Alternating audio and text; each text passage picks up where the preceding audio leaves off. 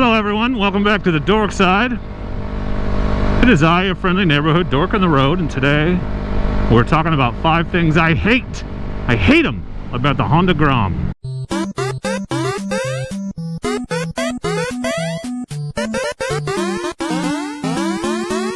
That's right everyone, I love my Grom a lot, but it is not a perfect bike. I understand that it's not made for certain things. It has a very specific purpose. I don't try to get it to do anything it's not designed to do necessarily. So these complaints will, for the most part, not be about things that is obvious. Like, I'm not gonna say can't go on the freeway, because of course you can't go on the freeway. That's too obvious. Not that some of these things won't be a little obvious. I'm going to try to dig a little deeper than that. The first thing, and it's obvious if you've seen any of my other videos or really been around anyone who has had a Grom for any length of time, if you've noticed the mods that I've done to this bike, if you saw that in the earlier video, one of the first ones was the seat. I had to replace the stock seat. The stock seat, in my opinion, is hot garbage. Hot garbage. And it's hot garbage for a couple reasons. One, it's not very soft, and what stock seat is, I know. Just worth mentioning that it's not very soft. It doesn't cradle the cheeks in a comfortable and comforting manner. The most annoying thing about the stock seat is that it's designed ostensibly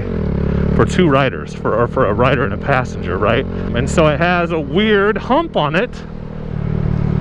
And that hump, unfortunately, limits the amount of space that's available for the rider.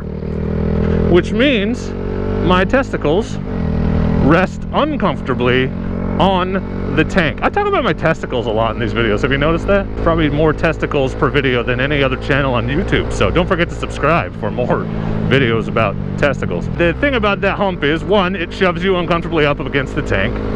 And 2, it cramps up your riding position because it slides your butt forward, which means everything else is, there's just less space for you, right? Your arms are bent more, you're bent over more. Your back is not straight up and down because you can't shift back on the seat. I found that to be uncomfortable. In fact, it started giving me back cramps if I rode for any length of time. And so that's one of the reasons that I upgraded to this NOI Amazon seat, which I'll link below if you're interested. It has been a huge upgrade, a huge improvement. I complain about stock things a lot. It's true if you've seen the other videos. And most people, if you see any videos, I just bought a Grom, my new Grom, all that stuff, people are usually complaining about the seat. It's like one of the first things people talk about changing. I'm gonna try to hit up some back roads out here. Hopefully I don't get run over because I'm not going fast enough, because I think some of them might be 55 and this thing doesn't do 55 well. Second thing that is less than ideal on this bike that I hate about the Grom is the suspension, specifically the front fork. Here, I'll demonstrate for you why I hate it so much. Okay, I'm at a stoplight, got the front brake down. Can you see how far? I just bottomed it out. I can bottom it out right here, just sitting here pushing on it. And you know, I'm heavy, but I shouldn't be able to do that. It's very jarring when you go over a bump that's of any size, more than an inch really. You definitely feel it. It's not confidence inspiring. I wouldn't want to hit a bump in a corner. You know, I was riding one-handed. It's definitely another one of those things that people think about changing right away. It's just a lot more expensive than a new seat, and so I would say it's a less common mod. It's not unrideable, obviously. If it was, I would have gotten the Z125 instead, but it's definitely concerning. And I feel like it could be stiffer than it is on a bike that is supposedly designed, as in, remember what I said about the 2-person seat, to carry a passenger. The rear isn't as bad, and the front would be better if I could adjust it, but I can't. It's 50, man. 50 is all I can do. The exhaust has not added any horsepower for me. A caveat bonus 2.5 is that the stock exhaust doesn't sound great, but some people can live with that, some can't. So that's the second thing, is the suspension is not inspiring. Something to consider. And really all of these, again, are not deal breakers. If they were, I wouldn't be riding this thing right now. They're just things to think about, things to know about if you think about getting a Grom. Third thing, and this one's obvious, and again, some of these things are super obvious because they're things I've changed, so of course I didn't like them. But the stock mirrors suck. They suck for the same reasons all stock mirrors seem to suck, and that is, it's really hard to actually see behind you, but they also suck because they're ugly. unless you like the bug antenna look, and these are not the stock mirrors if you couldn't tell. These are off my CRF250L. The stock mirrors are round and they're about this big. So that's another common early upgrade that I've seen is new mirrors. That's why I've replaced them. I'm probably going to end up with bar end mirrors eventually, honestly, but I thought since I had the CRF250L mirrors, I'd just give them a try. I know I'm complaining a lot, but that's the purpose of the video. I actually really love this bike. You all know that. You've seen it. You've seen me ride it in other videos. So the third thing is the stock mirrors. They're small. You can't really see behind you, and they don't look very cool. I did see a mod somebody did where they put them in a vise and bent them down so they were more over here. That looked kind of cool. So that's something to consider. It's a free mod, and if you break them, hell, you got an excuse to buy new mirrors, right? Right. So the first ones are pretty obvious things. The last two are more bigger picture kind of thing. Another thing I don't like about the Grom, and okay, this is going to fall under the slightly obvious category, but hear me out, is it is a limited. It's a limited motorcycle. It's going 52 right now. 52. So I've never had this thing over 55, and that was like on a downhill slope and not into the wind. So up 53. So it really limits where you can ride it. It's great in town. It's probably passable even on a highway, I guess. I wouldn't ride on a highway. I feel like it's dangerous to ride the speed limit or just below it, especially on a motorcycle. But you're really, what is limiting is I know that I can only ride this within the geographical confines of the city in which I live. Fortunately, it's decent enough size and there's lots of places to explore, which I'm excited about.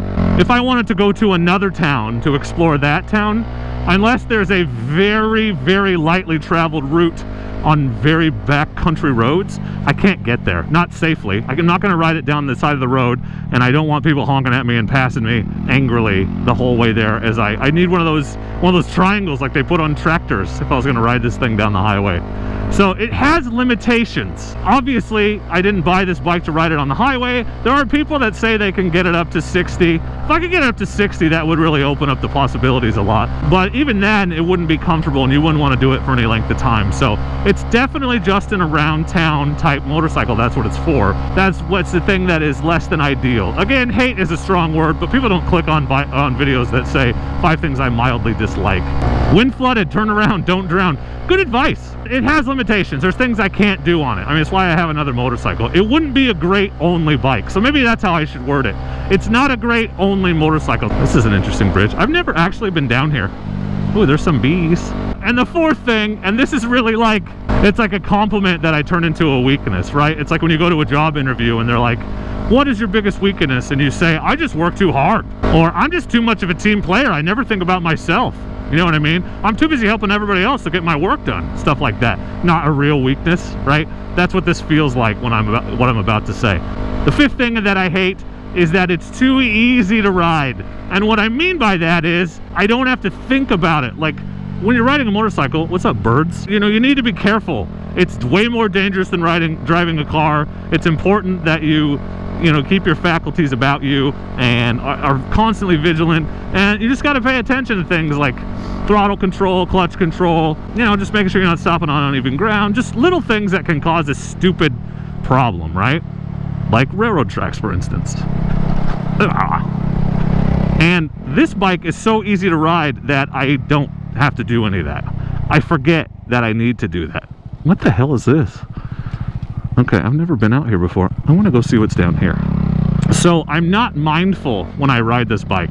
The point is, it encourages me to be careless because it's very forgiving. So if I screw up and don't get my foot down right, or I don't know, go to put my foot down on uneven ground, or rev it up too high and drop the clutch by accident, it's not going to get away from me. There's no way. Like, I can pick this thing up with one arm. So it's not a big deal. But the problem is, I get used to that. And then I get on my Versys 650, which has 7 times the horsepower, 8 times almost, actually. And in my head, I don't mentally adjust because I'm just used to it being easy to ride, and I do dumb shit. It's not forgiving. I can't imagine if I had like a leader bike, right? What it would be like riding this thing, or riding this thing a lot, and then switching to my 1000. This is not exactly what I mean, but it makes you forget how to ride a motorcycle. It makes you careless. I get used to it, and then I don't ride my other motorcycles with the same vigilance and care that I should, because this one I don't have to think as hard. I don't have to worry. And I don't mean like worry, but I mean like, should I jump this? Okay, let's go. No. It makes me careless on my other bikes. That's the thing. If this was your only bike, you'd never know the difference, but it's not my only bike. So those are my 5 things. Stock seat, garbage. Stock mirrors, garbage. Stock forks, garbage. Its versatility is limited because it really is only an in-town bike. And finally, it's too easy to ride. I get used to it and I'm careless on my other motorcycles. Here's the thing, you guys.